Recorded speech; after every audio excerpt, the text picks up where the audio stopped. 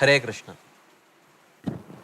नमो विष्णुपदाय कृष्णप्रेष्ठाय भूतले श्रीमते भक्तिवेदान्तस्वामिनिति नामिने नमस्ते सारस्वती देवे गौरवाणी प्रचारिणे निर्विशेषशून्यवादी पाश्चात्यदेशतारिणे। जय श्री कृष्ण चैतन्य प्रभु नित्यानंद श्री अद्वैत गदाधर शिवासादि गौर भक्तवृंद। हरे कृष्णा कृष्णा कृष्णा हरे हरे, हरे राम राम राम हरे हरे। हरे Krishna. So we welcome you all to this new course. This will be an overview of the eastern section of Bhakti Rasamrita Sindhu. So eastern section is what we cover within the scope of Bhakti Shastri within our movement. The first 19 chapters of NOD is covered within in the syllabus of Bhakti Shastri. So we will be covering only that much, and not even that much. Actually, we will be covering only the Vaidhi Sadhana section, and that itself will be split into hopefully 2 parts. If need be, we might extend it to a third part. So we will see. It depends on how enthusiastic the audience are in asking relevant questions and engaging in a discussion. So before we start this course, I will make a few things clear. First thing is, this is going to be an overview course, but even though it is an overview course, we will stop wherever essential concepts are there and go deep into those concepts and try to understand those concepts. And the second point is that since this is a YouTube live course, there won't be a scope for interaction with the audience.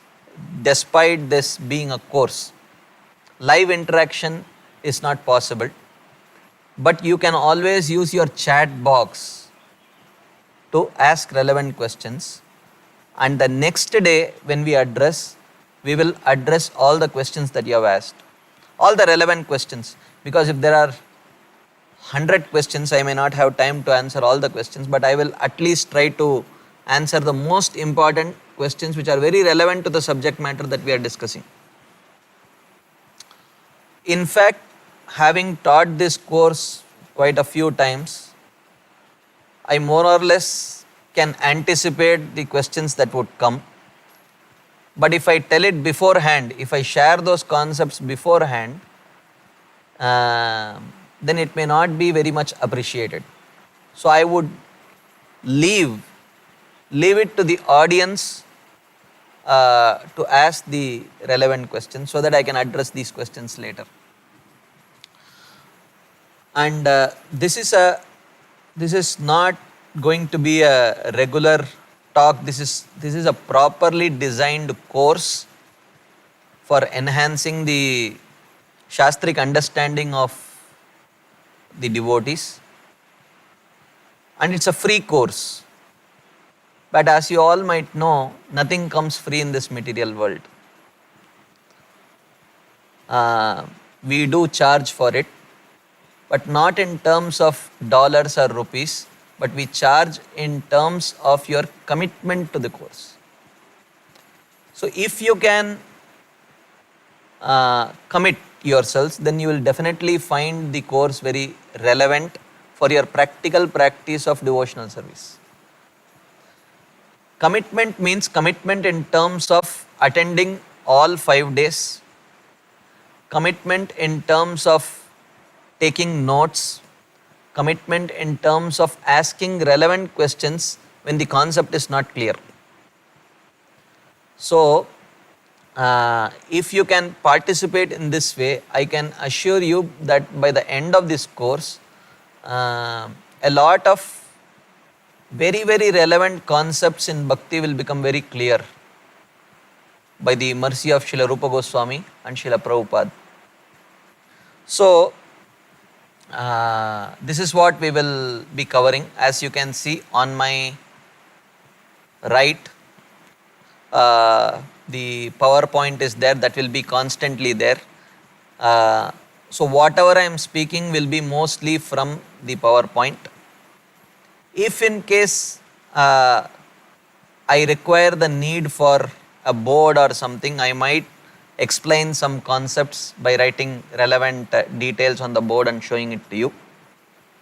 It's a little crude way of doing, but you may have to put up with me because this is my first online speaking engagement. So I'm already a little nervous and finding a little awkward speaking to the camera. So if you can tolerate, then over a period of time, maybe I might overcome this camera sickness. So this is an overview course, but wherever needed, I will emphasize. So I have defined this as part 1 of the course, but how many parts we would have depends on the participation of the audience. So to cover this section. So I will start, and when we meet tomorrow, I'll start with the questions that you have asked. We will address those questions. Maybe it might take some time. I will try to explain whatever I have understood from this book. And then we will move on to the second day's portions. Okay. So, Srila Rupa Goswami is the foremost Acharya of our Sampradaya. Chaitanya Mahaprabhu himself glorified Rupa Goswami for having completely understood his heart. You all might know this story, I don't want to get into the story. That is why we always pray, Shri Chaitanya Mano Abhishtam Stapitam Yena Bhutale Swayam Rupa Kadamahyam Dadati Swapadantikam. So this shloka is a plea for seeking shelter at the lotus feet of Srila Rupa Goswami, who has established the mission of Chaitanya Mahaprabhu in this material world. So therefore he is glorified in this way, and we all, before starting this course, would like to sincerely seek the blessings of Srila Rupa Goswami, so that by his mercy we can try to understand a drop of the ocean of bhakti and bhakti rasa. So what was the mission of Chaitanya Mahaprabhu? Srila Krishnadas Kaviraj Goswami mentions this in the 4th verse of Adi Leela of Chaitanya Charitamrita.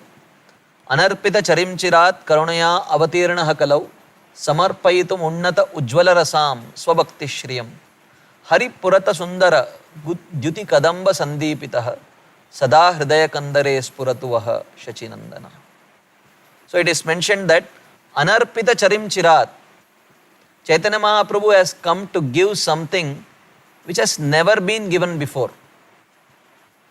Karunaya, out of his great compassion, avatirnaha, kalau, he has descended in this age of Kali as the Kali Yuga avatar to give something which has never been given before, even in Satya Yuga. What is that? Unnata Ujjvala Rasam. There are many levels of understanding this Ujjvala Rasam.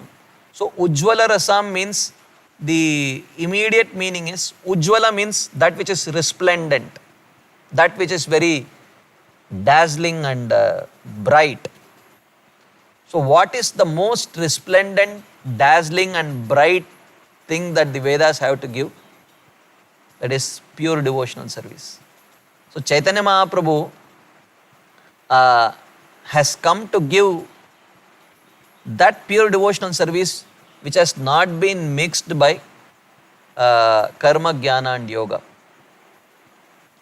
The extent to which the purity of one's practice is emphasized in the parampara of Chaitanya Mahaprabhu, till date it has never been emphasized to that level in any other sampradaya. So Ujjvala Rasam can indicate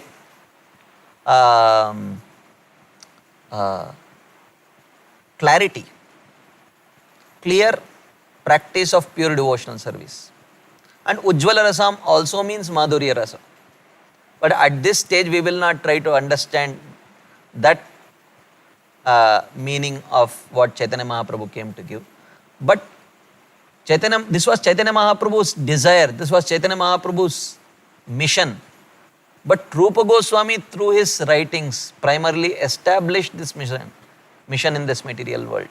So therefore, he is glorified as the foremost Acharya of our Sampradaya, to the extent that we all are called Rupanugas. Srila Vishwanath Chakravarti Thakur, who is also a very important Acharya in our Sampradaya, known for his prolific writing. So, he has glorified Srila Rupa Goswami in the beginning of his book, Shri Madhurya Kadambini.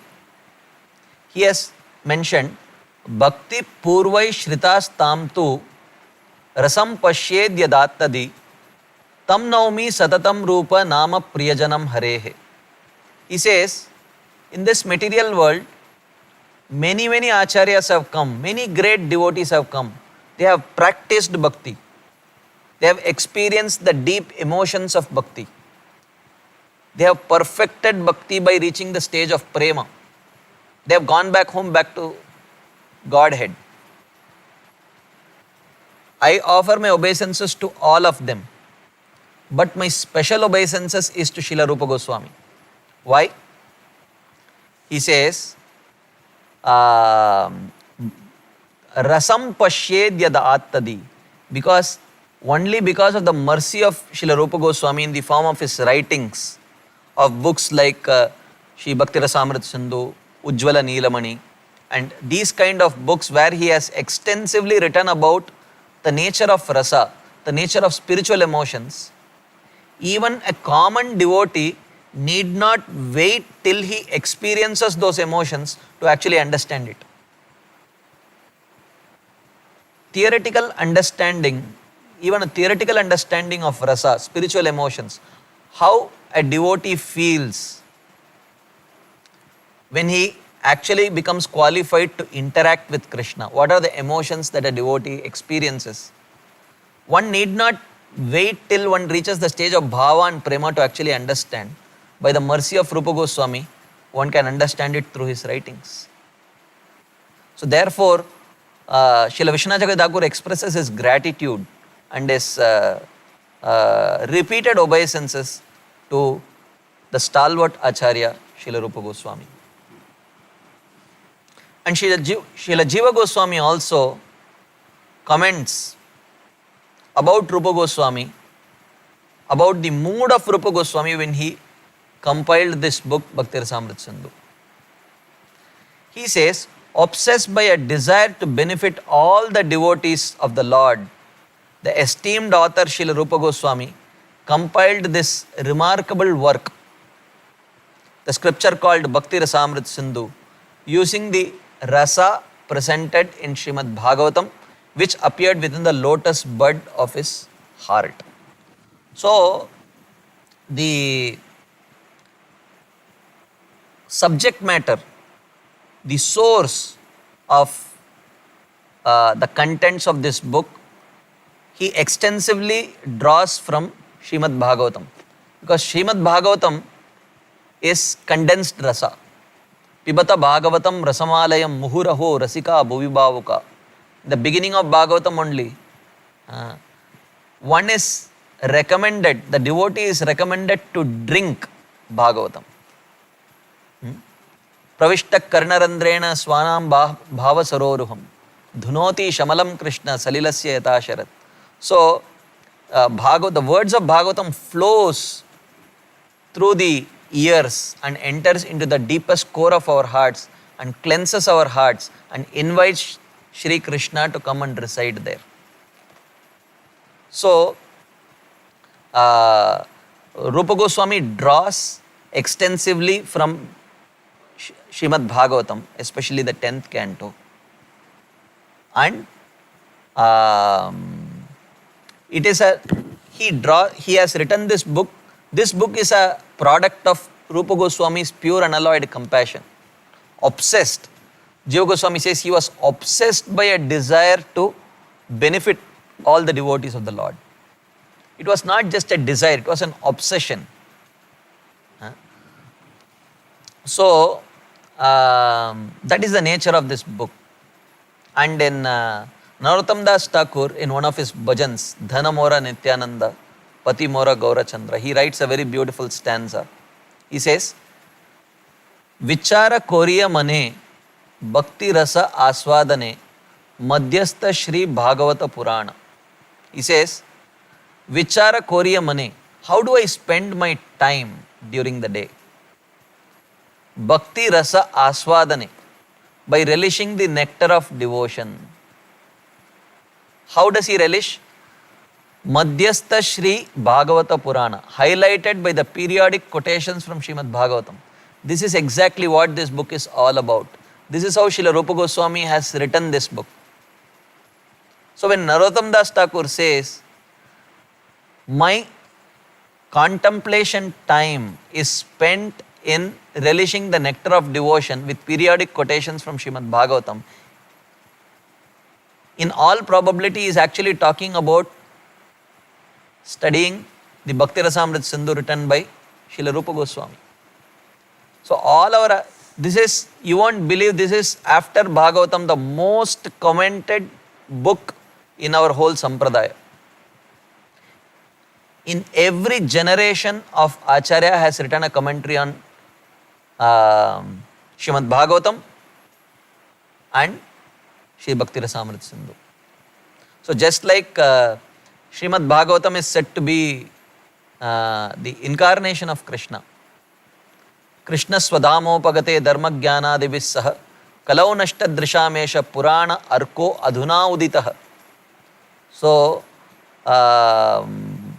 just like it is mentioned about Bhagavatam that just as the son of Krishna said, the son of Bhagavatam arose to compensate for the separation of Krishna, to compensate for the mood of separation that the devotees will feel in the absence of Krishna. Similarly, many acharyas mention that Shri Bhakti Rasamrita Sindhu is the incarnation of Srimati Radharani herself. So therefore, the best way of understanding Srimad Bhagavatam is through Bhakti Rasamrita Sindhu. Because Bhakti Rasamrita Sindhu is written in the form of a textbook and Srimad Bhagavatam is written in the form of a journal. So anyone who has understood the textbook knowledge properly, let's say if someone has not read a 10th grade physics book, 11th grade physics book, 12th grade physics book, then bachelor's level, master's level physics book. If he reads a journal, physics journal, let's say optics journal, he will not understand much. He will read some words, but he may not understand much. But if his textbook knowledge is very clear, if the concepts, if he has learned the concepts of optics, physics very clearly by studying the physics textbook, then when he reads that journal, he will see those very concepts coming alive in various descriptions, in various experiments in that journal, in various experimental results in that journal.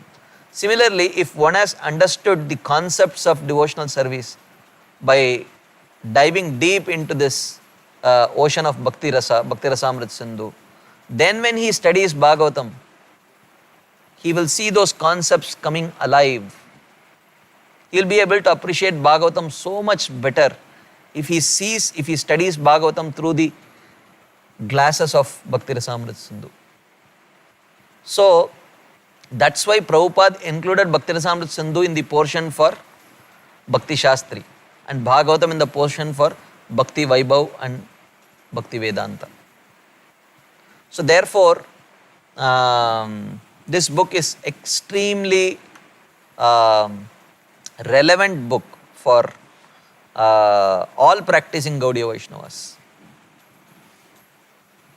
So in Sri Chaitanya Charitamrita, it is mentioned that how after teaching the essence of Bhakti Rasa to Srila Rupa Goswami, Sri Chaitanya Mahaprabhu actually instructed him to write about it. प्रभु कहे शुन रूप भक्ति रसेर लक्षण सूत्र रूपे कही विस्तार नायाय वर्णन. Chaitanya Mahaprabhu says, my dear Rupa, please listen to me. Shuna Rupa, Bhakti Rasera Lakshan. Please hear about the nature of Bhakti Rasa. Sutra Rupe Kahi. I have explained this to you only briefly. I have given you just the symptoms. Vistara Nayaya Varnan, because we practically don't have sufficient time to speak about it in detail. But he empowers Srila Rupa Goswami to understand those subject matters. Para para shunya gabira bhakti rasa sindhu tomaya chakaite tara kahi eka bindu. Sri Chaitanya Mahaprabhu says, this ocean of bhakti rasa is so big that no one can estimate its length and breadth. However, just to help you taste it, I am describing but one drop of it to you. So ultimately, we may appreciate that these spiritual emotions as described by Srila Rupa Goswami in Bhakti Rasamrita Sindhu are very vast. But we may not really appreciate how vast it is until we actually reach that particular stage of our devotional development. So now, let's try to understand what is this book Bhakti Rasamrita Sindhu and why is it a very important book for the Gaudiya Vaishnava Sampradaya. A part of this discussion we have already done, but still some more points we will try to see.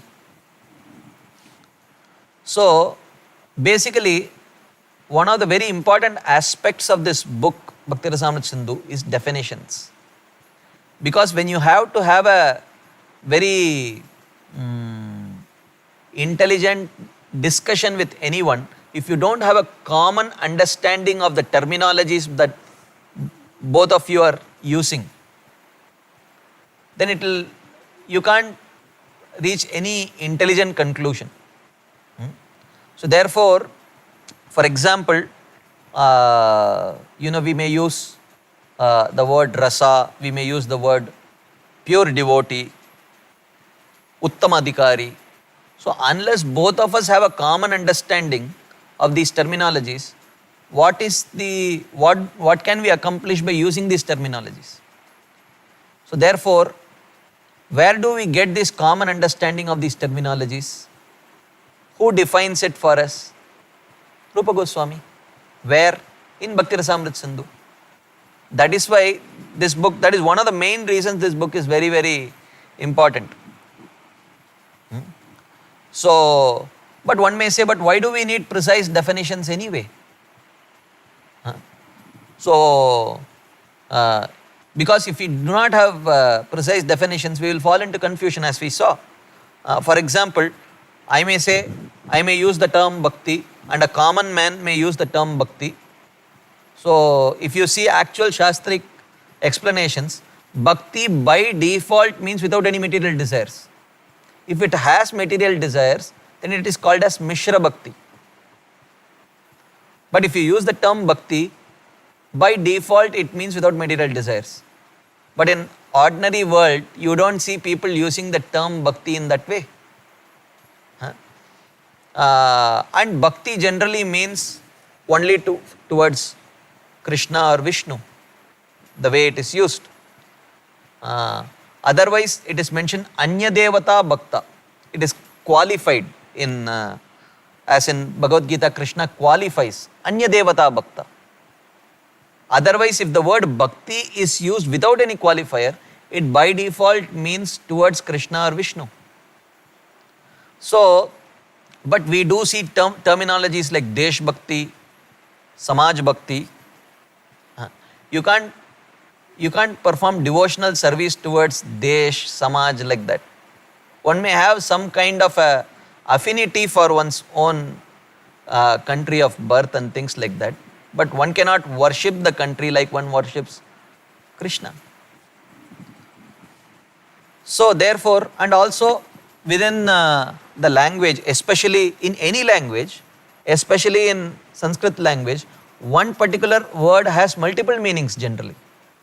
Sometimes, like for example, the word Atma.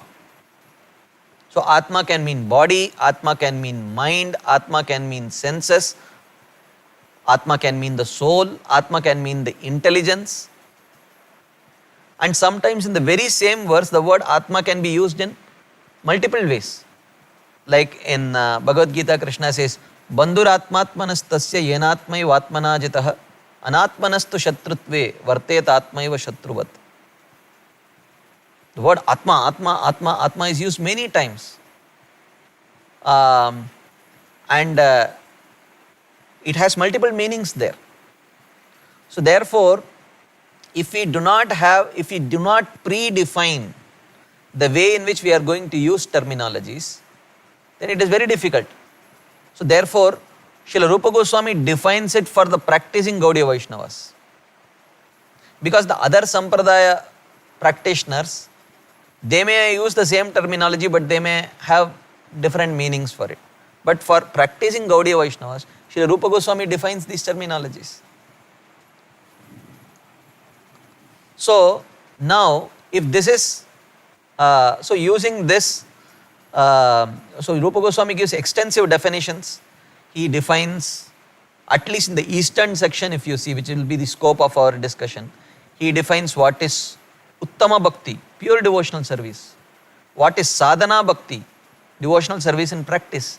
What is Vaidhi Sadhana Bhakti. What is regulated devotional service, regulated according to the scriptures. What is Raganuga Sadhana? What is Bhava Bhakti? What is Prema Bhakti? So in this way he defines various different definitions based on the teachings of Sri Chaitanya Mahaprabhu. So that subsequently when we use these terminologies, we know what exactly it means. So, and of course various other concepts also he explains in this book. So what is this nectar of devotion that Prabhupada wrote? Is it a translation of Bhakti Rasamrita Sindhu? If you see, it is not actually. It is more of a summary study. Just like you have Krishna book. Krishna book is a summary study of the 10th canto of Srimad Bhagavatam. So, it is not a literal translation.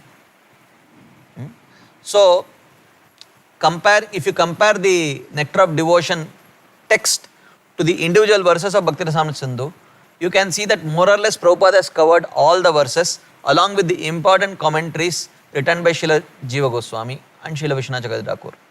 So these are the two primary commentaries written by our Acharyas.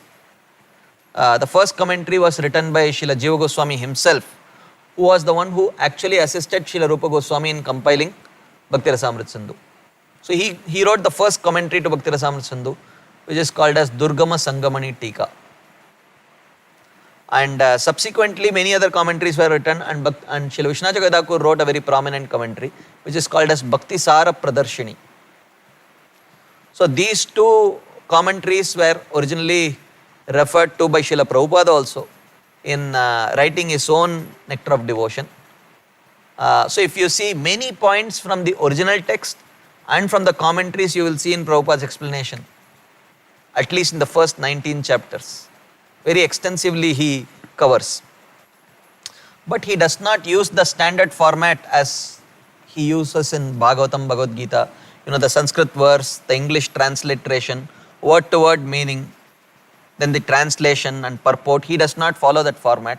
Rather, he uses a Krishna book like summary study format. So, what is the advantage of this? The advantage is that it gives the author a scope to summarize lot of sections which he may find his current audience, those topics not so immediately relevant. And sometimes he can drastically expand upon some subject matters if he thinks that the current audience need a more relevant explanation of it. That's exactly what Srila Prabhupada does in the early sections of Nectar of Devotion. He expands on certain subject matters more than even what Srila Jiva Goswami or Srila Vishnu Chagai Thakur has expanded. And in the later sections, he summarizes, because for his immediate audience, it might be little bit not so immediately relevant for that purpose. So, what is the result of such a summary study? If you see, probably more people have studied Srila Rupa Goswami's teachings through the Nectar of Devotion than through the original text itself. So, lakhs and lakhs of Nectar of Devotion books have been distributed. Prabhupada, in fact, wrote this book in the early 70s, 70 or 71, and it was funded by Sri Jayananda Prabhu. And Prabhupada gratefully acknowledges the contribution of Srila Jayananda Prabhu to compile this book. So very early in Krishna consciousness, this book was published. Even before he started publishing Srimad Bhagavatam also, he published Bhakti Rasamrita Sindhu. So, does it mean that ISKCON devotees should not or need not read the original text of Bhakti Rasamrita Sindhu? It is not like that. Srila Prabhupada wrote Teachings of Lord Chaitanya, which is a summary study of the essential teachings of Chaitanya Mahaprabhu, to Srila Rupa Goswami, Sanatana Goswami, Ramananda Rai, Sarvabhauma Bhattacharya, Prakashananda Saraswati. Yes, prominent conversations that has been compiled in the form of Teachings of Lord Chaitanya, which is a summary study of the teachings of Chaitanya Mahaprabhu from Chaitanya Charitamrita. So even though, and similarly he wrote Krishna book, but subsequently started, when he reached the 10th canto, he started writing verse by verse translation and commentary to each verse also.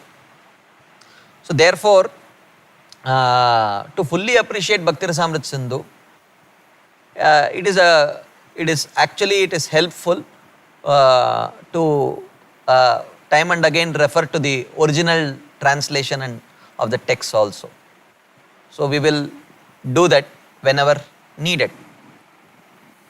So Bhakti Rasamrita Sindhu, when we reach the section on Grantha Vibhag, how this book is divided, at that time we will discuss little bit more about this section. But for now, as I mentioned before, just like an ocean is divided into different sections, the simplest way of dividing an ocean is east, west, north, south. East, south, west, north. In the same way, Srila Rupa Goswami divides this ocean of Bhakti Rasa into 4 parts: eastern section, southern section, western section, and northern section. So as I mentioned before, the scope of and the chapters within each section, he divides it into waves. Just like the ocean has many waves, similarly this book also has many waves. So the eastern section is the subject matter that we will be discussing, and not even the full eastern section for this, because this course is titled Rediscovering Vaidhi Sadhana Bhakti. So we will be discussing only till the section on Vaidhi Sadhana Bhakti. We may not even go to the section of Raganuga Sadhana Bhakti, Bhava Bhakti and Prema Bhakti, and subsequently discussion on Rasa, which is all will be subsequent courses, later courses for interested devotees. So for now we will start the eastern section, and the first wave of the eastern section is titled as Samanya Bhakti. So Samanya Bhakti means an overview of Bhakti. So just as any book, any traditional devotional text starts with what is called as Mangalacharan. Mangala Acharan means invoking auspiciousness. So Rupa Goswami also starts this book by invoking auspiciousness. Now, this invoking auspiciousness is not a random thing. Mangalacharan is a science. There are specific elements of Mangalacharan. And this is described by Srila Krishnadas Kaviraj Goswami at the beginning of his Chaitanya Charitamrita.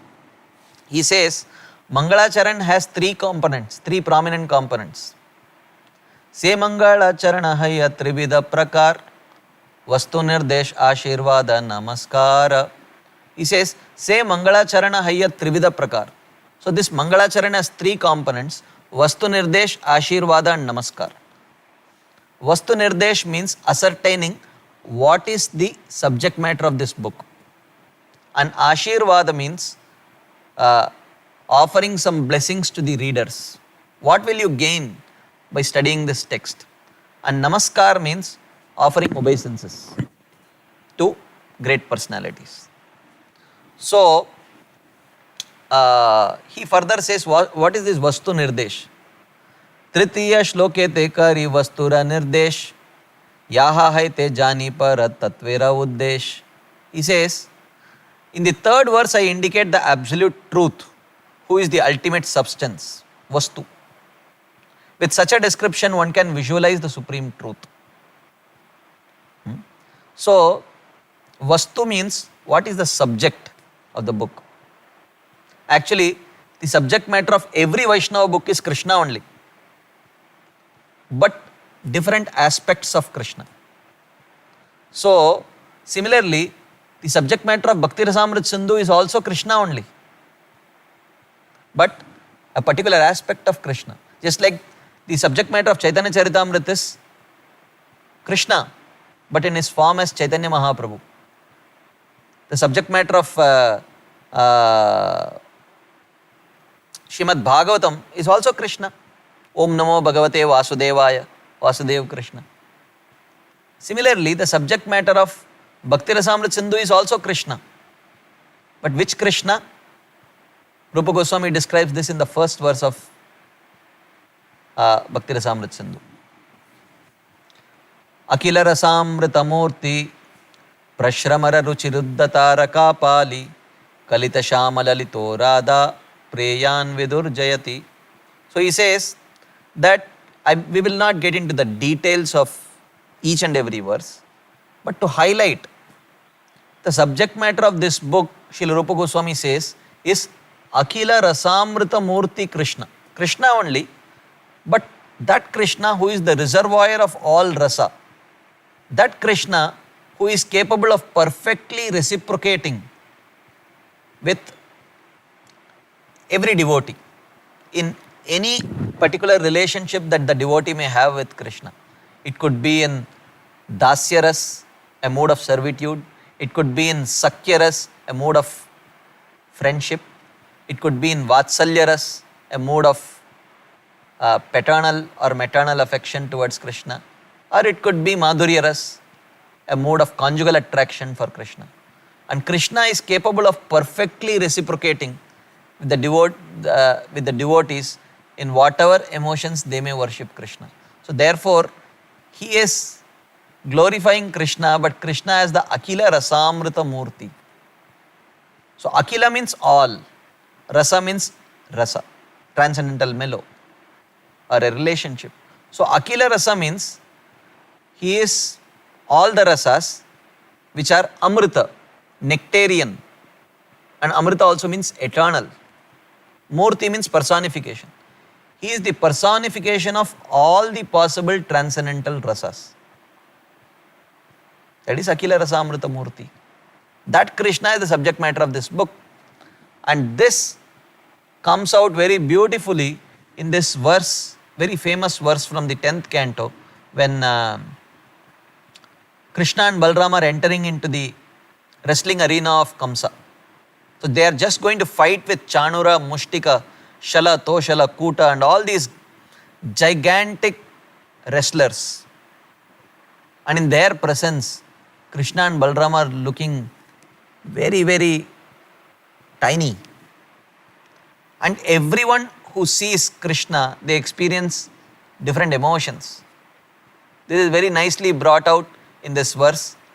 Mallanam Ashanir Ninam Naravaro Strinam Smaro Murtiman Gopanam Swajano Asatam Kshitibujam Shasta Swapitro Shishuhu Mrityur Bojapater Virada Vidusham Tatvam Param Yoginam Vrishninam Paradevateti Vidito Rangam Gataha Sa Agraja.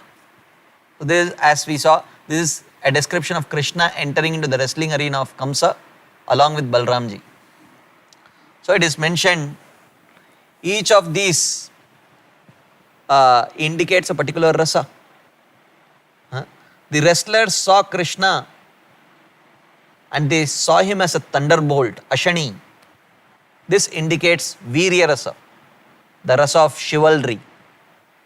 Nrinam Naravaro, the common men of Mathura, saw him as the best of males.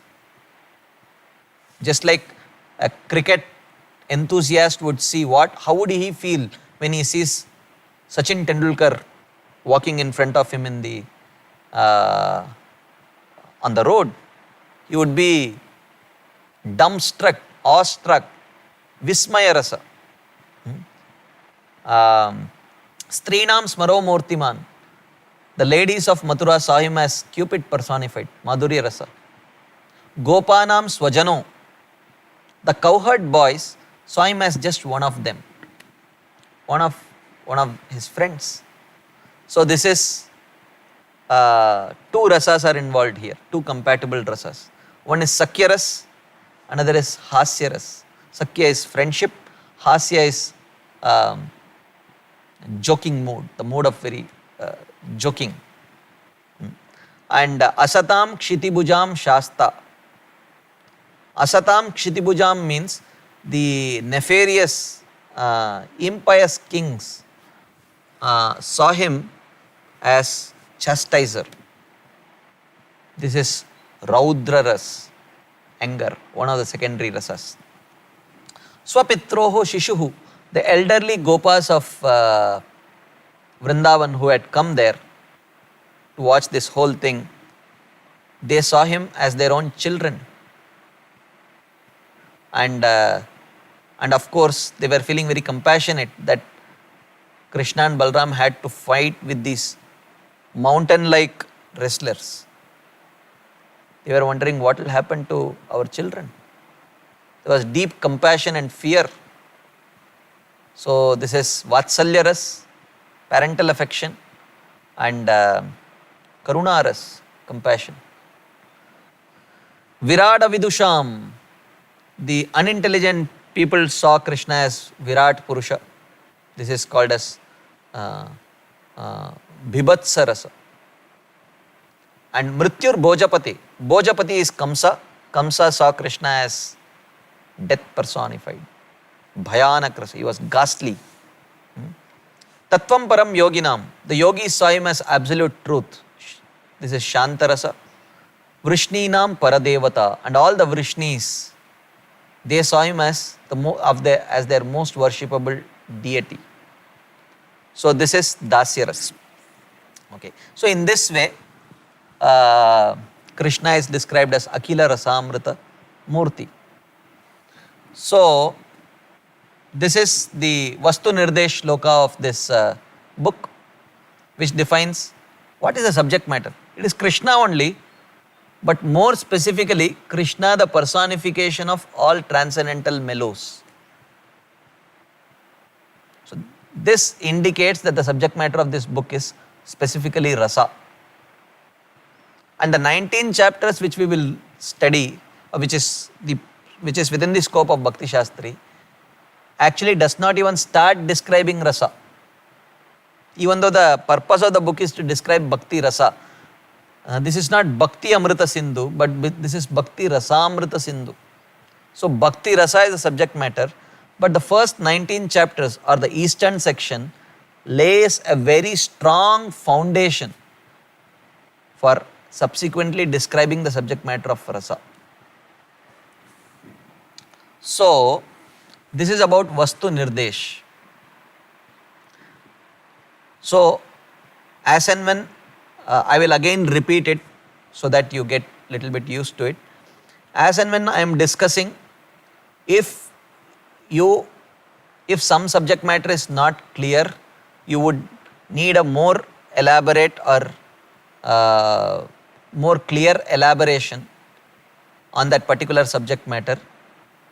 Kindly type your question in the chat box, and I will address these questions in tomorrow's class.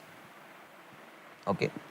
So that way at least we can get some satisfaction of a reasonable dialogue. Of course, there is always, we could have done a Zoom discussion, but with hundreds of people attending, it is very clumsy to facilitate one-on-one question and answer. It would become very difficult. So we decided that we would take these questions from the chat box. So you can please ask relevant questions. That way there can be a good reasonable participation. So that is the first aspect of Mangalacharan, invoking auspiciousness. The second aspect is Namaskar. So Namaskar means offering obeisances. So Srila Krishnadas Kaviraj Goswami in Chaitanya Charitamrita says, Grantera Arambakari Mangalacharan Guru Vaishnava Bhagavan Tinera Smaran. At the beginning of the book, I am trying to invoke auspiciousness by offering obeisances to three personalities: Guru, Vaishnava and Bhagavan. Why? Tinera Smaranahaya Vigna Vinashan Anayase Haya Nija Vanchita Puran. He says, Tinera Smaranahaya Vigna Vinashan. There are two benefits of favorably, affectionately remembering these three personalities. Vigna Vinashan. All of one's obstacles for bhakti will be removed just by remembering these three personalities. Anayase Haya Nija Vanchita Puran. And very easily one attains one's cherished goal by remembering these personalities favorably. So in this way, Srila Rupa Goswami also offers his obeisances to these three personalities. We will briefly see. So first he offers obeisances to Bhagavan. His worshipable Lord is Sri Chaitanya Mahaprabhu. He says, Hridiyasya preranaya pravartitoham varaka rupopi tasya harehe padakamalam vande Chaitanya devasya. He says, I offer my respectful obeisances unto the lotus feet of Sri Chaitanya Mahaprabhu. Why? Varaka rupopi. Even though I am a very wicked person, it is by his inspiration that I am compiling this book. So he says that Hridi yasya preranaya pravartitoham. I have taken this job of compiling such a great literature, even though I have absolutely no qualification, only because Chaitanya Mahaprabhu has inspired me to write this, compile this literature. Then he offers his obeisances to his Guru. So Srila Rupa Goswami accepted his own elder brother Sanatan Goswami as his Guru. So he offers his obeisances unto Sanatan Goswami. Vishrama mandirataya tasya Sanatana tanor madishasya bhakti rasamrita sindur bhavatu sada ayam pramodaya. He says, may this work Bhakti Rasamrita Sindhu always act as a recreation hall for my dear Guru Srila Sanatan Goswami. Whenever he wants to have some fun, recreation, let him come and relax in this ocean of Bhakti Rasamrita Sindhu. Like that. And then he also offers his obeisances to the Vaishnavas in a very interesting way. He compares the Vaishnavas to Makaras. And Srila Prabhupada translates a Makara to be a shark. But actually, if you see what a Makara is, it's a very strange animal. It has a lion's head, a fish's body, and some parts of that Makara looks like human being. So, and it is not the biggest amongst the aquatics, but it is said to be the king of all aquatics, Makara. And Krishna wears Makara Kundal also. So he is comparing the devotees to Makara. Bhakta Makaran, he says. So he says, he compares the devotees to Makaras for three reasons. First he says, Bhakti Rasamrita Sindhau Charatah. You will never see a Makara. You will see a Makara only in ocean water. You will never spot a Makara in river water or pond water or a well water. You can never spot a Makara there. Similarly, you will find the devotees always frolicking in the ocean of Bhakti Rasa, and you will never see them interested in or relishing topics of material sense gratification, karma, jnana, yoga, etc. And the second reason why he compares the devotees to Makara, he says, Ashilita Mukti Nadikan. Even though many rivers flow into the ocean, so rivers flowing into the ocean means the aquatics in the ocean have free access to go into the river. While other aquatics may go and check out, how the river water is, you will never find a Makara interesting in exploring the waters of the river. So the various rivers flowing into the ocean are compared to the various kinds of mukti, liberation. Salokya, Sarshti, Samipya, Sarupya, Sayujya. All these various kinds of mukti are compared to the rivers. Even though a devotee has access to all these kinds of liberation, Krishna is very eager to offer these liberations to the devotee. As Krishna says in one of the verses, Swarga apavarga maddama katanchidyadi vanchati sarvam madbhakti yogena madbhakta labate anjasa. Whatever a devotee wants, if he wants Swarga or Sayujya Mukti or my own abode, I am very eager to give it to my devotees. Krishna says, but they don't want it. They don't want to try it. They are just happy relishing the bliss of serving Krishna in one of the transcendental mellows. This is the second reason why Rupa Goswami compares the devotees to Makara. And the third reason he says is Paribhuta Kala Jala Bhiyah. So he says, a fisherman's net might find many different kinds of fishes. But no fisherman has ever caught a Makara in his fishing net. Why? Because Makaras are deep water swimmers. And a net cannot reach as deep, a fisherman's net cannot reach as deep as a Makara can swim. So similarly, the Bhakta Makaras, the shark-like devotees, will never be caught by the net of time and karma because of swimming deep into the ocean of Bhakti Rasa. So for these three reasons, in a very beautiful way, Srila Rupa Goswami glorifies the devotees. So that brings us to the end of this end of the Vandana or the Vaishnava Vandan, Namaskar section. And the third section is Ashirvad. So Ashirvad means offering benediction to the reader. So what does the reader of Bhakti Rasamrita Sindhu stand to gain?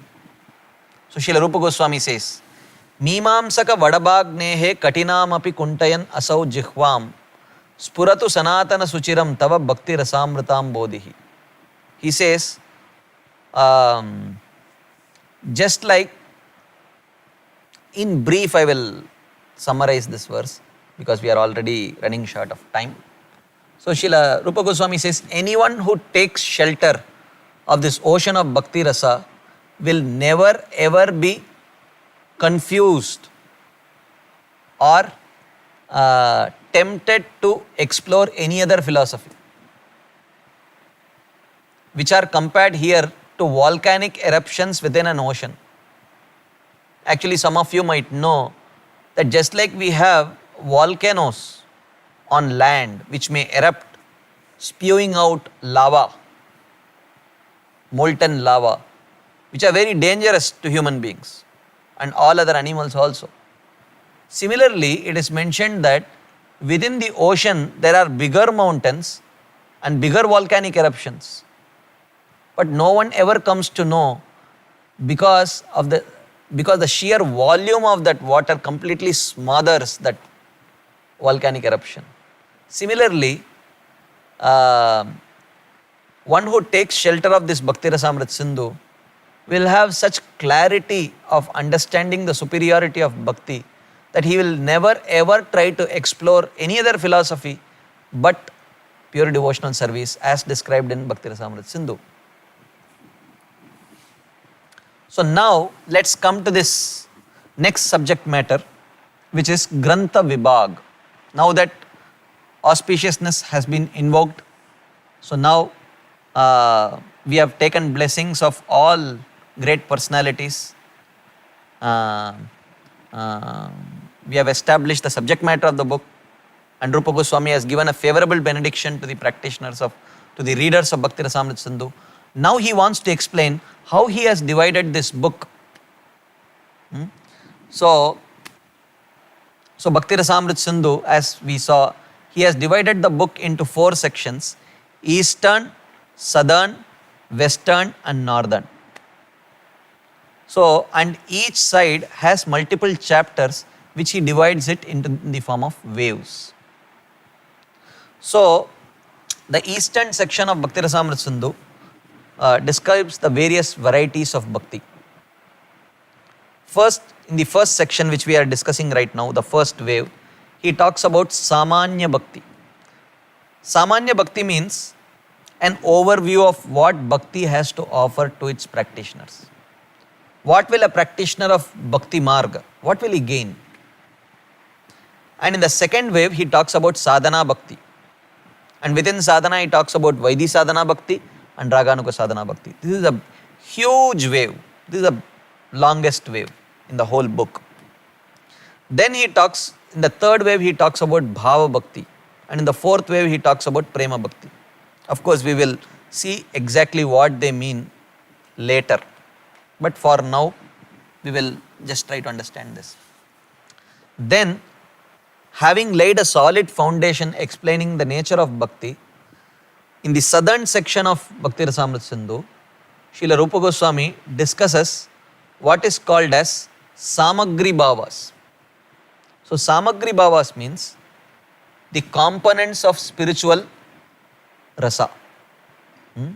So, Samagri Bhavas means what are the components of rasa? Rasa means a spiritual experience. When a devotee in relationship with Krishna experiences a spiritual emotion, what are the various ingredients of that bhava? So he divides it into 5. He calls them Vibhav, Anubhav, Satvika Bhav, Sanchari Bhav and Sthayi Bhav. So I will just briefly touch upon this subject matter just so that we can get some understanding. Vibhav means that which inspires emotion, the spiritual emotion. So for spiritual emotion to flow, it is 2-way. So you need an object of love and a reservoir of love. Like say for example, in a relationship between mother and son, the mother has love towards the son. So the son is the object of love and the mother is the reservoir of love. So the object of love is called as Vishaya and the reservoir of love is called as Ashraya. So these two personalities are called Vishaya Alambana and Ashraya Alambana. So you need these two personalities for rasa to flow. You cannot have just the mother and no son. There won't be any loving feelings that will be exchanged. You cannot have just the son but no mother, no loving feelings will be exchanged. But when the mother and son both are there, loving feelings are exchanged between the two. So this is called as alambana. And sometimes in the absence of the Vishaya, the object of love, some of the other paraphernalia related to that object of love also can act as inspiration. Like for example, when the gopis or the Vrajavasis used to see the footprints of Krishna. Krishna is not personally there, but the footprints of Krishna are there. Or when they see a peacock, they may remember Krishna because Krishna wears a peacock feather. When they hear the sound of flute, that can act as an uddipan of remembering Krishna, and the rasa might flow. So in this way, vibhav means that which inspires rasa. So that is called as alambana and uddipana. It is divided into these two. So that is very elaborately discussed by Srila Rupa Goswami in the first wave of southern section.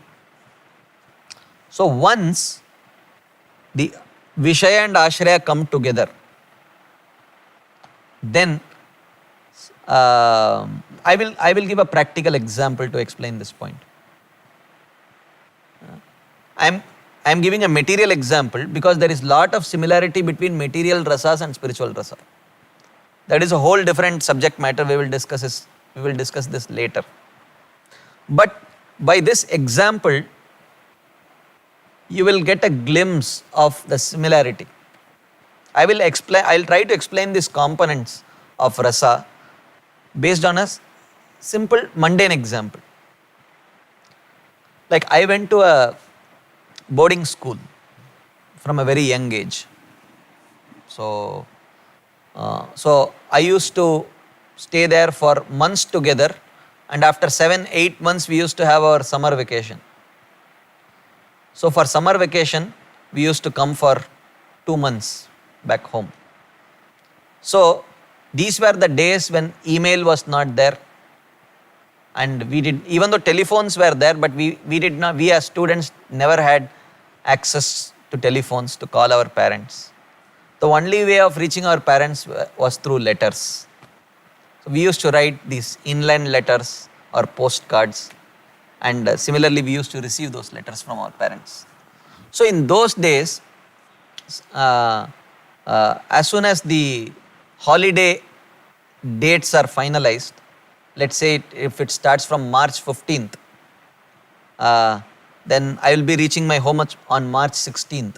Sometimes I used to write a letter telling that I am coming home on March 18th. So my parents are not expecting me until 2 days later, but on March 16th, they are expecting me on 18th. On 16th, I go and ring the bell. So my mother opens the door, expecting maybe milkman or some postman or something. And she sees me. So, and suddenly the first response is that immediately tears start flowing. Some kind of involuntary bodily reactions happen. Non-premeditated, that is, completely involuntary. You cannot stop it. Tears will start flowing, and her voice will get choked up. So these are called as sattvika bhavas. That is the second that is mentioned here. So these sattvika bhavas are 8 in number. Sometimes one may feel trembling, or sometimes vaivarnya, pallor. When someone receives a very shocking news, sometimes they become very pale. Their body becomes white if they experience some terror like that. So these are like involuntary bodily response to a very strong emotion. So as I mentioned here, tears would start flowing. She wants to speak to me, but her voice gets choked up in emotion. So these are called as sattvika bhavas. Then after some time, the natural response of a mother who is seeing her son after a long time is she would embrace me. This is also a spontaneous response of a mother towards her son. But there is a small element of premeditation there. So such premeditated spontaneous response is called as Anubhavas. So there are many kinds of Anubhavas. Singing, Mother Yashoda sings, but she is not singing Krishna's names as a sadhana. For her, it is a natural response to her love that she has for Krishna.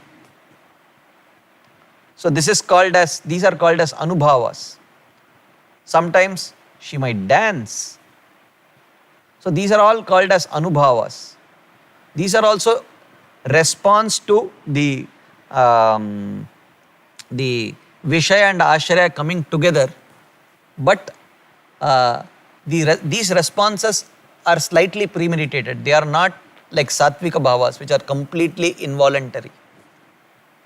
Then there is something called as Sanchari Bhava. So Sanchari Bhavas are transient emotions. They come, they enhance the mood of that relationship, and then they move.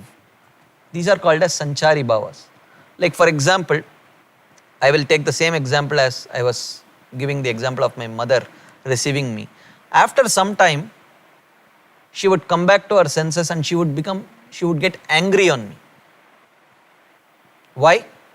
Because she was planning a big feast for me 2 days later, expecting me 2 days later. Now she has already cooked. So she feels very bad. So she would start chastising me. Why did you do this? You could have told me that you are coming today.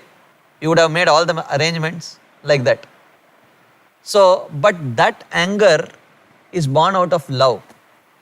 It comes, it stays for a short time, and then it goes away. But even that anger enhances that love. That anger enhances the whole experience. Even though it is anger may be seen as an unfavorable emotion. But here, this anger actually enhances that love, that loving exchange. So these are called as Sanchari Bhavas, transient emotions. They come, enhance, and the beauty of Sanchari Bhavas is they should come and they should leave. They can't stay. What if that anger remained for the next 2 months of my stay in my home? It would have been very difficult for me to stay. If day in and day out, 24 hours, if she is angry on me.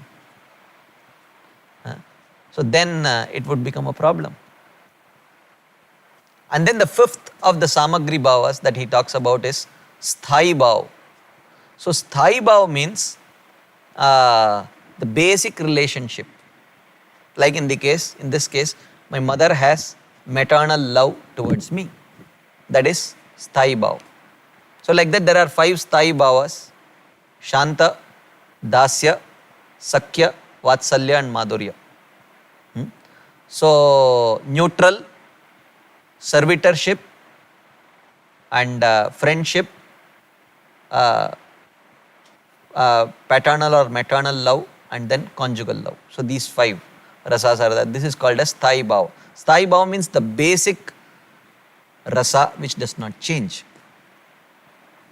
Okay. So this is also a part of the introduction part where he talks about, he gives the Mangalacharan and then he explains how this book is divided. Oh, we forgot. We saw only the eastern and southern side. So in the southern side, as we saw, it talks about this Samagri Bhavas, and when they all come together, it is this combined effect creates an experience which is very sweet. As I explained in this particular exchange, there was Vibhav, the mother and son. There was Anubhavas. There was Sattvika Bhavas in the form of tears and choking of voice. And there were Anubhavas in the form of embrace.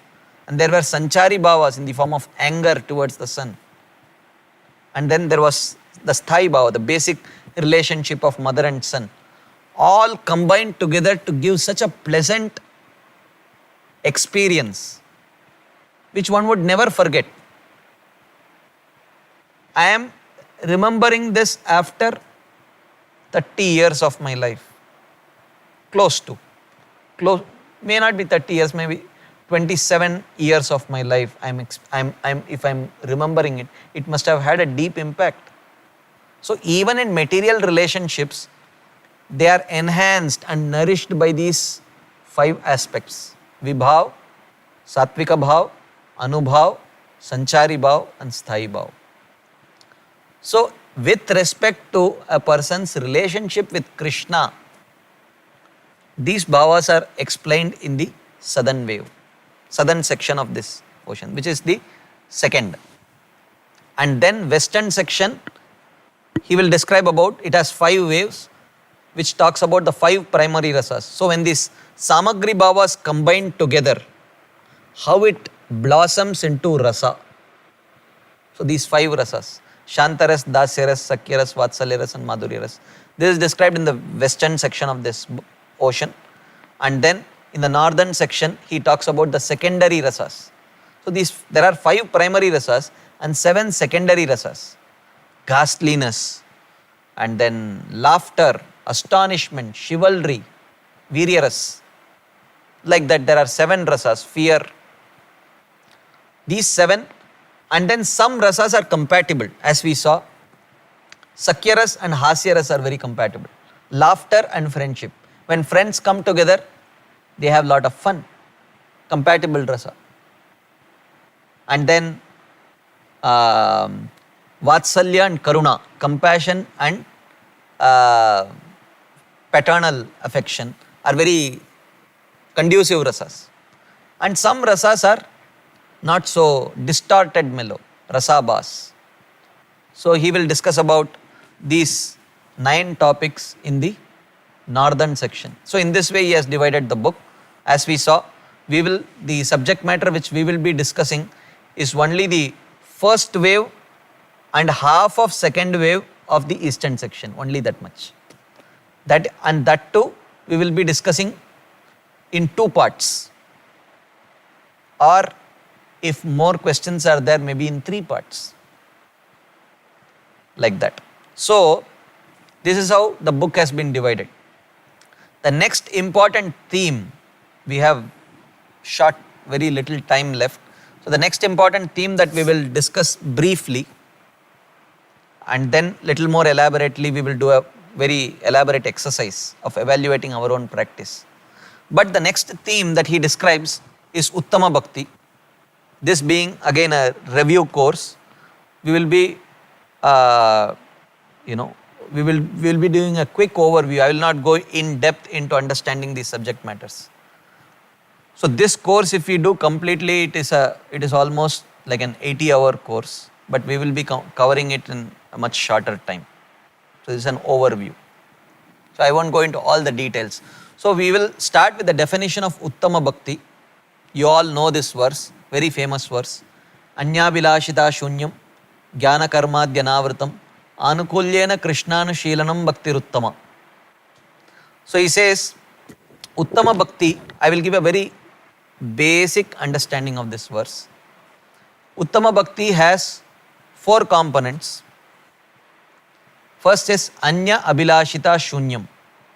That practice of bhakti has, the practitioner should not have any other desire other than the desire to please Krishna. This is the first quality of Uttama Bhakti. Then the second is Jnana Karmadi Anavritam. That bhakti cannot be covered by processes like Jnana, Karma, Yoga, which means one should not think that apart from bhakti, apart from the 9 Navada Bhakti or the 64 limbs mentioned in Bhakti Rasamrita Sindhu, one should not, if one thinks that I need to practice some Ashtanga Yoga, I need to practice some Jnana Yoga, or I need to perform some Karma to attain perfection, additionally I need to perform, then this is not Jnana Karmadi Anavritam. This is Jnana Karmadi Avritam, covered by all these things. This is the second element. The third element is Anukulyena. One should have a very favorable intent, favorable, pleasing attitude towards Krishna while worshipping.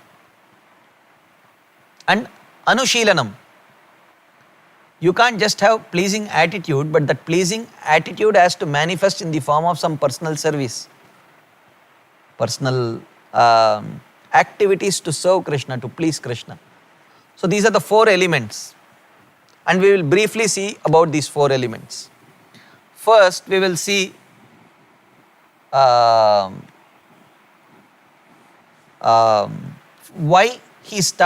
does Rupa Goswami start by defining Uttama Bhakti, pure devotional service? Why not start by defining Bhakti, devotional service? He can do it. Actually, other acharyas have done it. Bhagavatam has done it. The other acharyas like Jiva Goswami in his Sandarbha starts by defining Bhakti first and then defines pure devotional service. But Rupa Goswami does not bother to define Bhakti, he directly defines Uttama Bhakti. Why? Because the subject matter of this book in Bhakti Rasamrita Sindhu is not Bhakti but Bhakti Rasa. Spiritual mellows. And Bhakti Rasa can manifest only by practice of pure devotional service. By practice of mixed devotional service, one can at the most go to the spiritual world, but he cannot experience a favorable relationship with Krishna in one of the 5 rasas. That is not possible. And also, the 6 benefits of bhakti, which is the next theme that we will be discussing. Kleshagni, Shubhada, Moksha Laguta, Krit, Sudurlabha. How bhakti destroys all sufferings, how bhakti bestows all auspiciousness, how bhakti is very rare, how bhakti makes liberation seem very insignificant because of the bliss that it gives to its practitioners. Like that, we will be seeing 6 benefits of practicing bhakti. Those 6 benefits will not completely manifest if the practice of bhakti is pure, if the practice of bhakti is not pure.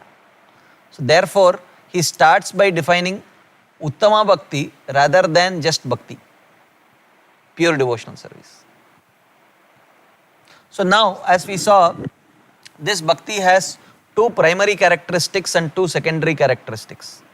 So primary characteristics means if you remove those characteristics, that whole definition will fall apart. It will not be bhakti at all. And Gauna Lakshan, the secondary characteristics means if you remove them, then that bhakti will not be Uttama Bhakti. So there are 4 characteristics as we saw. Anyabhilashita Shunyam, Jnana Karmadhyanavritam, Anukulyena Krishnanushilanam. These 4 aspects. Of the 4, 2 are primary, 2 are secondary. So which are primary? If you see, Anukulyena. Anukulyena means favorable attitude, pleasing attitude. If a person does not have pleasing attitude towards worshipping, towards Krishna, it is not said to be bhakti. For example, Kamsa, Shishupal. You can't tell that they were devotees of Krishna, even though they were thinking of Krishna. Smaranam, constant thinking, Anusmriti, but it is not considered as bhakti because it was not anukul, it was not pleasing. And Anushilanam means that pleasing attitude should manifest in some practical service. So in this way, bhakti, so these 2 are the primary characteristics, because if these 2 characteristics are not there, you can't call that practice as bhakti only. But additionally, if that person also has no other desire other than the desire to please Krishna, which is called as Anyabhilashita Shunyam. And if that practice, and he tries to please Krishna only by practicing Navada Bhakti, and he does not mix it with Jnana, Karma, etc., then that is called as Uttama Bhakti. But one can practice Bhakti without these 2 components also. One's practice of Bhakti, if it lacks Anyabhilashita Shunyam, which means one does not practice Bhakti for pleasing Krishna, but for, say, liberation or for going to Swarga, he may practice Bhakti also. And Jnana Karma Dhyanavritam, he may contaminate his own practice with some karma element, with some jnana element, with some yoga element. Then it becomes Mishra Bhakti or mixed devotional service. So the 1 and 2 are Gauna Lakshana, secondary. One can practice bhakti without these two. But 3 and 4 are primary, because without them, that practice is not called bhakti only. Like that. So now, let's try to understand very briefly the first two kinds of, the first two primary characteristics, which is Krishnanushilanam and Anukulyanam. So Anushilanam means some engagement. Engagement of mind, body, words is called as Anushilanam. And Anu means continuous. Continuous engagement of mind, body and words, okay, is called as Anushilanam. And this Anushilanam has two components. One is called as Cheshta Rupa Anushilanam, another is called as Bhava Rupa Anushilanam. Cheshta means only actions. Action of body, action of mind and action of words, but without any spiritual emotion. This is called as Cheshta Rupa Anushilanam. Like for example, like most of us are practitioners of bhakti. We have not reached the perfect stage of bhakti. We have not reached the stage of bhava or prema. So we don't have spiritual emotions towards Krishna. But nevertheless, we are performing activities for pleasing Krishna, but without spiritual emotions. Because if we had spiritual emotions, then while chanting the holy name, tears would flow from our eyes. While serving the deities, hairs would stand on end and our voice would get choked up. But most of us might not observe these symptoms yet. But they are coming. They'll come in the later stages of our devotional development. But right now we may not have. Therefore, our current practice of bhakti is called as Cheshta Rupa Anushilanam. Only Cheshta is there, Bhava is not there. But when we reach the stage of Bhava, the spiritual emotions will manifest. When we chant, tears might flow, hairs may stand on end. This might happen one day. If we practice properly, this is bound to happen. And at such a stage, the practice of bhakti is called as Bhava Rupa Anushilanam. So Rupa Goswami explains these two. And Krishna Anushilanam. So Krishna Anushilanam means worshipping Krishna, people related to Krishna, like the residents of Vrindavan and the other devotees. Objects related to Krishna are also worshipable. The dress of Krishna is worshipable. The peacock feather of Krishna is worshipable. Flute of Krishna is worshipable. Chamara is worshipable. Anything related to serving Krishna is worshipable. So the word Krishna in Krishna Anushilanam indicates Krishna, his associates and objects related to Krishna also. And even Guru. In fact, if you see the 64 limbs, the first 4-5 limbs are connected to the Guru. Adav Guru Padashraya, taking shelter of the Guru's lotus feet. Vishrambena Guru or Seva, serving the Guru with lot of eagerness. Sadhu Marganu Gamanam, following in the footsteps of as shown by the Guru, and so on. It is all connected to the Guru, but still it is Krishna Anushilanam, because Krishna in Krishna Anushilanam includes people related to Krishna also.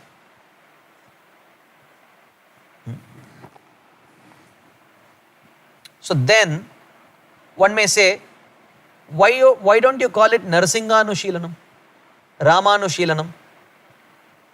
Isn't Prahlad Maharaj performing Uttama Bhakti? Isn't Hanumanji performing Uttama Bhakti? Why only Krishna Anushilanam? Are we Krishna fanatics? Why only? You mean to say Prahlad Maharaj is performing mixed devotional service? Or Hanumanji is performing mixed devotional service? Why only Krishna Anushilanam? Because Ete chamsa kalapumsa Krishnastu Bhagavan Swayam. Krishna is the fountainhead of all the other incarnations. So Krishna includes Krishna and his expansions. But Narasingha does not include Krishna. Rama does not include Krishna. But Krishna includes Rama, Narasingha, Matsya, Kurma, Varaha, ityadi. Therefore, Krishna Anushilanam is all inclusive. Whereas Rama Anushilanam, Narasingha Anushilanam is Uttama Bhakti, but it is not all inclusive. This is about the first characteristic, Anushilanam, which includes using one's mind, body and words in serving Krishna with spiritual emotions if one is so elevated, but even if one may not be elevated, nevertheless using them for pleasing Krishna without those emotions. The second aspect we saw is Anukulyena. Anukulyena means favorable. Anukulya means favorable. Anukulyena means with favorableness. So, there are two possible definitions of Anukulyena. The first definition is that which is pleasing to Krishna. And the second is that which is done for pleasing Krishna. If you see this, that which is pleasing to Krishna, even when Keshi or Chanura or Mushtika or Kamsa, when they come to fight with Krishna, Krishna is having lot of fun. It is pleasing to Krishna. He is experiencing Viryaras. But is Keshi, Kamsa, Chanura, Mushtika performing bhakti? No. It is just incidental pleasing. It is not done for pleasing Krishna. Therefore, you cannot say that that which is pleasing to Krishna is actually bhakti. It need not be also. But that which is done for pleasing Krishna is definitely bhakti, even though it may not please Krishna. Like for example, Mother Yashoda is trying to tie Krishna, chastise Krishna for the benefit of Krishna. She wants the benefit of Krishna. She is doing it for the pleasure of Krishna in the long run. But Krishna is displeased.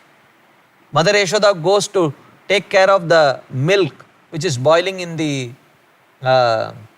stove so that she could make some nice milk sweets for Krishna. But Krishna is displeased. Why did you leave me alone? And why did you go to attend to that milk? But because that milk was meant for Krishna, she went. But nevertheless, Krishna was displeased.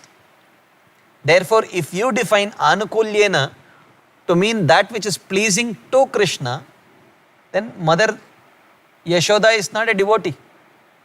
Because what she did not please Krishna, apparently. And Keshi, Chanura, Mushtika, they all would be defined as devotees because their activities of fighting with Krishna pleased Krishna. So therefore, Anukulyena means that which is done by the practitioner for the pleasure of Krishna, that is Anukulyena. Okay.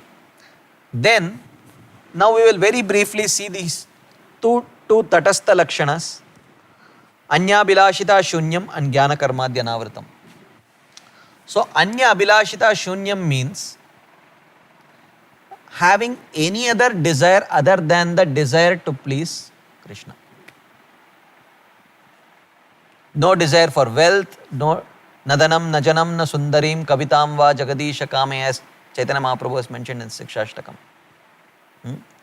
So, in other words, if one performs bhakti to get bhakti, that is all right. But with any other desire, if one performs bhakti, it is not considered as pure devotional service. Okay. So, and Rupa Goswami further explains, Jiva Goswami explains why this word ita, anya bilashita. It indicates that a devotee generally has a desire only to please Krishna, but under life-threatening situations, if he prays to Krishna for self-protection, that does not disqualify him from being a pure devotee. Like we see in the case of Draupadi. So Draupadi, during this whole Asatsabha, Vastraharan, Leela, she was praying to Krishna for protection. Even though she was not praying for pleasing Krishna, but she was praying to Krishna for protection. But this does not disqualify her from being a pure devotee, because bhakti is defined by Srila Rupa Goswami as Anya Abhilashita Shunyam and not Anya Abhilasha Shunyam. Because if Rupa Goswami would have defined bhakti as Anya Abhilasha Shunyam, then none of us have any hope of practicing pure devotional service, because under some extreme situations we might pray for self-protection. Even that scope would not be left for us. Like that. And then finally, the fourth theme, the fourth aspect of pure devotional service is Jnana Karmadi Anavritam. So what Jnana are we talking about?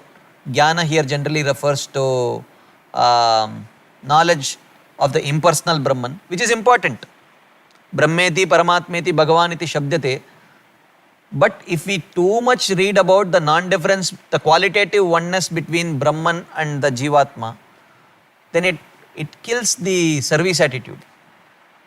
Even though Achintya Bheda Abheda, Bheda and Abheda both are simultaneously present, but for the Vaishnavas, the difference is more important, because the difference between the Jivatma and the Paramatma inspires devotion in his heart.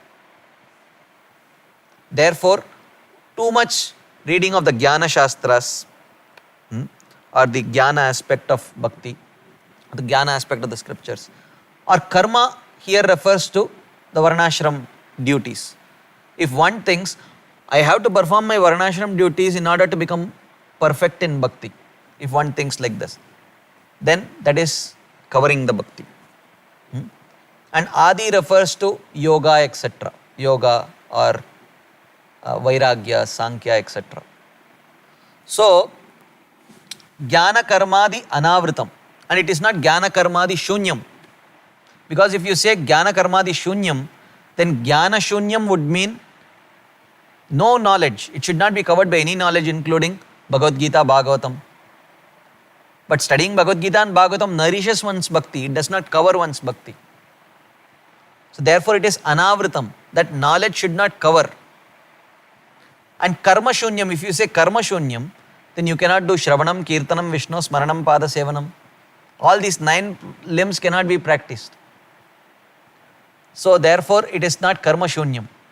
It is Jnana Karmadi Anavritam. So in this way he defines pure devotional service. So I will take just one more minute, even though we have come to the end of our discussion. I will take just one more minute. Does this definition of pure devotional service match with the Shastric definition? So Srila Rupa Goswami gives a proof. He quotes from this famous verse from Narada Pancharatra. Sarvopadi vinirmuktam tat paratvena nirmalam rishikena rishikesha sevanam bhaktiruchyate. So if you see, he says bhaktiruchyate. Bhakti is defined as rishikesha sevanam, serving Lord Rishikesha, rishikena, using one's senses, and tat paratvena, this service should be done with the intention of pleasing the Lord, anukulyena, and sarva upadi vinirmuktam, it should be free of any other upadis, any other desires, anyabhilashita shunyam. And nirmalam, nirmalam means it should not be obstructed by any other processes, which is Jnana Karmadi Anavritam. So in this way, if you see,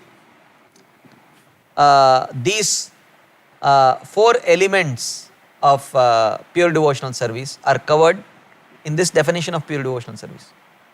Some other time, if we get a chance, we will see so many verses in Bhagavad Gita where Krishna defines a pure devotee. These 4 elements occur actually. Anyabhilashita Shunyam, Jnana Karmadi Anavritam, Anukulyena Krishnana Shilanam, Bhaktiruttama, like that. Anyway, so we will pause here. Thank you very much for your patient listening. It was a very pleasant experience sharing these things with you. Please, if some concepts were not clear, again I will repeat, there is a scope for asking doubts. You can go to the chat box, type your questions. As far as possible, I will try to answer these questions tomorrow, just before starting tomorrow's session. So please do ask relevant questions, and your enthusiastic participation is the price that you are expected to pay for this course. So please do participate, take notes, attend all the sessions and ask relevant questions, so that by the end of the course, you have something very tangible to take home. The gift that Rupa Goswami wants to give all of us. So thank you very much. Hare Krishna.